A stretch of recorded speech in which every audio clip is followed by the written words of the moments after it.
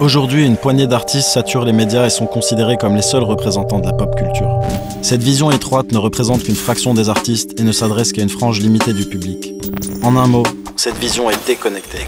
Elle passe sous silence les préoccupations d'une partie de la population qu'elle considère comme peu nombreuse ou peu digne d'intérêt. Mais nous ne sommes pas les minorités, nous sommes la majorité. Car dans les marges de cette culture, légitime, une autre culture prospère depuis 40 ans. Partie de la rue, elle s'est imposée dans notre quotidien à tous, comme une évidence.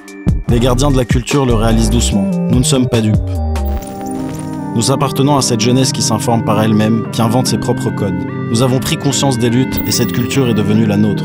Ce n'est pas une mode, c'est un mouvement de société.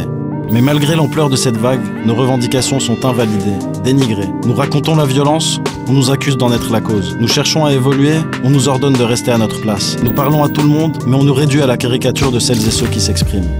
Pourtant, nos créations révèlent le modèle de société que nous essayons de construire. Cette culture n'est que le reflet de notre identité.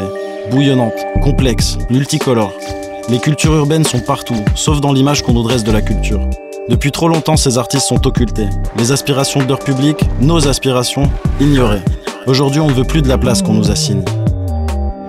Il est temps que notre culture fasse son entrée dans la culture légitime. Il est temps que celles et ceux qui créent, écoutent, regardent, soutiennent les cultures urbaines soient reconnus. C'est l'appel d'une génération, celle qui vient. Nous voulons être écoutés, nous allons être entendus.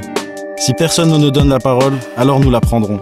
À l'heure où l'engagement ne peut plus être une posture, c'est la raison d'être de Aya.